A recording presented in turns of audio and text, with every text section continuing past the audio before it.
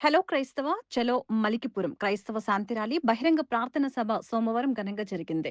గుంటూరుకు చెందిన ప్రముఖ సామాజికవేత్త డాక్టర్ గోళ్లమూడి రాజసుందర్ బాబు మాట్లాడుతూ దళిత క్రైస్తవులకు ఎస్సీ హోదా కల్పించారని 25 ఏళ్ల క్రితమే ఎమ్మెల్యేల ద్వారా ముఖ్యమంత్రికి విన్నవించారని గుర్తు చేశారు. ప్రభుత్వ ఉద్యోగాన్ని సైతం లెక్క చేయకుండా ఉమ్మడి గుంటూరు జిల్లాలో 6 రైల్ రోకోలు చేశానని చెప్పారు. ఆ సమయంలో సభా ప్రాంగణం చప్పట్లతో మారుమ్రోగిపోయిందని అన్నారు. సమాజంలో ఆ సమయంలో సభా ప్రాంగణం చప్పట్లతో మారుమ్రోగిపోయింది. సమాజంలో న్యాయస్థానాలు, పోలీసులు చేయలేని పని దైవ సేవకులు చేస్తున్నారని ప్రశంసించారు. శ్రావణ్ కుమార్ మాట్లాడుతూ కులం అనేది పుట్టుకతో వచ్చి పుట్టుకతో పోతుందని చెప్పారు.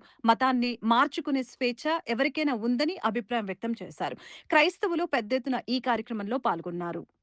అంబేద్కర్ గారి పోరాటం రైటే. అంబేద్కర్ గారి పోరాటం కూడా చక్కటి పోరాటమే. ఆయన మహచ్చరువులో పోరాటం చేస్తుంటే సవర్ణ హిందువులు అవమానపరిస్తే ఆయన దగ్గర 5 లక్షల మంది కర్రలు లాఠీలు పట్టుకున్నటువంటి సేవకులు ఉన్నారు. వాళ్ళందరూ మేము కొడతామంటే ఆయన ఒకటే అన్నాడు, ఆపండి, మన కోర్టులోనే తెలుసుకుందామని చెప్పేసి ఆయన అన్నారు. మిత్రులారా, నేను గుంటూరు నుంచి వచ్చాను. నా పేరు డాక్టర్ రాజసుందర్ బాబు. ఉపాధ్యాయుడికి రిటైర్ అయ్యాను. ఎప్పుడో 85లో చదువుకున్న లా సర్టిఫికేట్ ఉపయోగించి ఈ మధ్యనే అట్రాసిటీస్ నేను ఏదైతే పోరాటం చేస్తున్నానో ఆ అట్రాసిటీస్ కంప్లీట్ చేస్తున్నాను. ప్రస్తుతం ఇప్పుడు గరగబరు ఇష్యూ నేనే చూస్తున్నాను. మిత్రులారా, నేను ఒక మాట చెప్తున్నాను. 180 మంది ఎమ్మెల్యేల చేత రాయించాను ఇదే ఇష్యూ మీద 25 ఏళ్ల క్రితం, 25 years బ్యాక్. 2006 సంవత్సరంలో 180 మంది ఎమ్మెల్యేల చేత దళిత క్రైస్తవులకి ఎస్సీ హోదా కావాలని అప్పటి ముఖ్యమంత్రికి ఇచ్చాను. నేను మార్చి 17న ఏప్రిల్ నెలలో స్టార్ట్ చేశాను. ఉమ్మడి గుంటూరు జిల్లాలో మొత్తం 6 రైలు రోకోలు చేశాను. ప్రభుత్వ ఉద్యోగిగా ఉండి 6 రైలు రోకోలు చేశాను. నా ఉద్యోగం ఉంటుందా ఊడిందా అని చూడకుండా అంతటా ఊరుకోలేదు. నేను చేసిన పోరాటం మేరకు నేను ఢిల్లీలో ధర్నా చేస్తుంటే ముఖ్యమంత్రి స్వయంగా తన తరఫున ఒక మంత్రి గంగారాం, దుక్కల ఎమ్మెల్యే గంగారాం పంపించాడు ఫ్లైట్ లో. మా ధర్నాలో పాల్గొన్నాడు. ఆయన ఫ్లైట్ లో వెళ్ళిపోయాడు. పోరాటం చేయాలనుకుంటే చేద్దాం. అపస్తుల ప్రాణం పనిగా పెట్టలేదా? అపస్తుల ప్రాణం పనిగా పెట్టలేదా? యేసయ్య కోసం, సువార్త కోసం ప్రపంచం మొత్తాన్ని మార్చారు. ఇక్కడ అనేక మంది తెల్ల దుస్తులు వేసుకుని ఎంత చక్కగా ఉన్నారంటే వాళ్ళు కూడా పనికిరారు. అక్కడ పాలకులుగా ఉన్న వాళ్ళు కూడా పనికిరారు. ఎంత అందంగా, ఎంత శుభ్రంగా ఉన్నారో చూడండి. ఇక్కడ ఉన్న పాస్టర్లందరూ కూడా ఈ సమాజంలో న్యాయస్థానాలు చేయలేని పని, పోలీసులు చేయలేని పనిని ఈ సమాజంలో ఈ దైవ సేవకులు చేస్తున్నారు. మద్యం తాగే వాళ్ళని మార్చేస్తున్నారు. వ్యభిచారం చేసేవాళ్ళని మారుస్తున్నారు. దొంగతనాలు చేసేవాళ్ళని మారుస్తున్నారు. మీ అందరికి కూడా ఈ ప్రభుత్వం చెప్పిందో లేదో థ్యాంక్స్ నేనైతే చెప్తున్నానయ్యా. మీరు ఉండబట్టే ఈ సమాజం కొంత చక్కగా ఉందయ్యా. నేను ఒకటి చెప్తున్నాను. ఇప్పుడే మనకి బిషప్ శ్రావణ్ కుమార్ గారు వారి ఇంట్లోనే ఇవాళ నేను ఆతిథ్యం సేకరించాను. వారితో మేము మాట్లాడుకున్నాం చాలా అంశాలు. ఇక్కడ ఒక 25,000 మంది కూర్చారు. జేఏసీ వల్ల, ఇక్కడున్న వేదిక మీద ఉన్న పెద్దల వల్ల, యువకుల వల్ల, మహిళల వల్ల, వీరందరి వల్ల ఒక 25,000 మంచి అద్భుతమైన కార్యక్రమం చేశారు. ఇట్లాంటి 25,000లో 29 జిల్లాల మీద కనుక ఒక్కసారి మన విజయవాడలో కనుక కార్యక్రమం పెడితే చెమటలు పడతాయి, బొట్లు పడతాయి వాళ్ళకి. చెమటలు పడతాయి, బొట్లు పడతాయి వాళ్ళకి. మనం కత్తి పట్టుకు అవసరంలా, రాయి పట్టుకు అవసరంలా, కర్ర పట్టుకు అవసరంలా. మనం ఒక్కసారి ఒక 30 లక్షల మంది, 40 లక్షల మంది విజయవాడలో సమావేశం అయితే చాలా బాగుంటుంది. మిత్రులారా, నేను ఇప్పుడే అయ్యగారికి ఇచ్చాను. నేను 25వ తారీఖు ఏప్రిల్ గుంటూరు జిల్లా దగ్గర ధర్నా ర్యాలీ చేశా. నేను పోలీస్ పర్మిషన్ ఎప్పుడు అడగను. అయ్యా నేను ధర్నా చేస్తాను, నేను ర్యాలీ చేస్తాను, నేను ఎప్పుడు అడుక్కోను, చేసేస్తా. 6 పేజీల వినతి పత్రం ఇచ్చా. దానికి 300 పేజీలు ఎంక్లోజ్ చేశాను. జస్టిస్ రంగనాథ్ మిశ్రా కమిషన్ ని, ఆయన రికమెండేషన్స్ ని నేను తప్పుపరిచాను.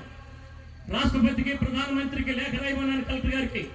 కలెక్టర్ గారిని నేను ఒక్కటే కోరాను, అయ్యా 1950 ప్రెసిడెన్షియల్ ఆర్డర్, 1950 ప్రెసిడెన్షియల్ ఆర్డర్ అనేది చిత్తు కాగితం అన్నాను. Yes, it has no parliament consent, it has no constitutional validity. రాజ్యాంగబద్ధమైనది కాదని పార్లమెంట్ యొక్క ఆమోదం కూడా లేదు. ఎవరైతే మనల్ని ఊరు బయట పెట్టారో ఆ వర్గానికి సంబంధించిన 4 పాలకులు ఒక గదిలో కూర్చుని ఇచ్చిందే 1950 ప్రెసిడెన్షియల్ ఆర్డర్. కనుక అది చిత్తు కాగితం సార్ అని చెప్పి నేను కలెక్టర్ గారికి చెప్పాను. నా మాటలు నమ్మాడు. 6 పేజీలు వినతిపత్రానికి 5 పేజీలు రాశాడండి రాష్ట్ర ప్రభుత్వానికి. ఇది చూడండి సార్, 5 పేజీలు రాశాడు. సో విషయాలు తెలుసుకోండి, కాన్స్టిట్యూషన్ చదవండి. నేను ఇక్కడ చెబుతున్నాను, మల్కీపురం దళిత క్రైస్తవులు చేసే పోరాటం విజయవంతం అవుతుంది. కారణం ఏంటంటే మీరు ప్రపంచాన్ని జయించినటువంటి ఒక మహానుభావుడి యొక్క ఫోటో పెట్టారు ఇక్కడ.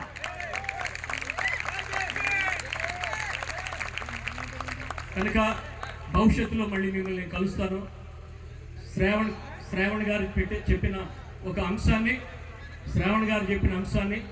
మనకి ప్రెసిడెన్షియల్ ఆర్డర్ ఆగస్టు 10వ తారీఖున వచ్చింది. అందరం కలిసి విజయవాడలో ప్రెసిడెన్షియల్ ఆర్డర్ వచ్చిన రోజున అక్కడ మనం చేద్దామని చెప్పేసి మీకు నేను తెలియజేస్తూ నేను సెలవు తీసుకుంటున్నాను. Thank you sir. నేను వందనాలు. డాక్టర్ బిఆర్ అంబేద్కర్ గారు కూడా క్రైస్తవంలోకి వచ్చినప్పటికీ కూడా ఆ క్రైస్తవ మతంలో కులాలు ఉన్నాయి అని చెప్తూ ఉన్నారు. మరొక మాటని జ్ఞాపకం చేస్తారు. రాజ్యాంగంలో 341 మరియు 342 ఆర్టికల్స్లో ఎస్సీ గురించి రాయబడింది. ఆ ఆర్టికల్స్లో ఎస్సీ హోదా కలిగిన వారికి మతాన్ని గురించి చెప్పలేదు, కానీ కులాన్ని గురించి మాత్రమే చెప్పబడింది. దయచేసి ఒకసారి ఆలోచించేద్దాము. కులం అనేటువంటిది పుట్టుకతో వచ్చింది, పుట్టుకతో పోతుంది. కానీ మతాన్ని ఎవరైనా నీ మతాన్ని మార్చుకునే స్వేచ్ఛ మనకు ఉంది. కాబట్టి దళితులైన వారు క్రైస్తవంలోకి ఎందుకు వచ్చారు? ఎందుకంటే వారికి జరుగుతున్న అన్యాయాన్ని బట్టి క్రైస్తవ్యాన్ని స్వీకరించారు. క్రైస్తవంలోకి వచ్చినంత మాత్రాన వారిని తక్కువ కులస్తులుగానే చూస్తూ ఉన్నారు. ఇది అన్యాయము. సిక్కులకి ఇచ్చారు, బుద్ధులకి ఇచ్చారు, మరి క్రైస్తవులకు ఎందుకు ఇవ్వటం లేదు? కాబట్టి మన నిరసన తెలియచేద్దాం. ఒక్క విషయం జ్ఞాపకం చేస్తాను. ఎంత బహిరంగ సభ చూసి మనం సంతోషించి ఎక్కడితో సంతృప్తి చెందొద్దు. ఇది 2వ స్వాతంత్ర పోరాటము అని మనం అనుకోవాలి. మనకు ఈ వివక్ష పోయే వరకు పోరాడతాం, విడిచిపెట్టద్దు. అంతేకాకుండా ఏమని చెప్పినైతే చాలా మండలాల్లో, జిల్లాల్లో ఇటువంటి శాంతి ర్యాలీ, ఎందుకంటే నాకు ఆ మాట ఇష్టం లేదు, నిరసన ర్యాలీ, ఇటువంటి నిరసన ర్యాలీలు మనం చేపడుతున్న వారికి సహకరిద్దాం. అంతేకాకుండా విజయవాడలో పెద్ద బహిరంగ సభ పెడతాం. 1,00,000కు పైగా ప్రజలతో బహిరంగ సభ పెడతాం. విజయవాడతో ఆగిపోవద్దు, ఢిల్లీ వరకు వెళ్దాం. ఇంకొక మాట చెప్తాను, కేవలం రిజర్వేషన్తో తృప్తిపడద్దు. రాజకీయ అధికారం కావాలి. ఈరోజు తమిళనాడు స్పీకర్ క్రిస్టియన్, ఆంధ్రప్రదేశ్లో ప్రతి జిల్లా నుంచి క్రైస్తవ ఎమ్మెల్యేలు, ఎంపీలు వచ్చింది కాక. కాబట్టి మనందరము కలిసి పోరాడదాం, విడిచిపెట్టద్దు, మన హక్కు సాధించుకుందాం. దేవుడు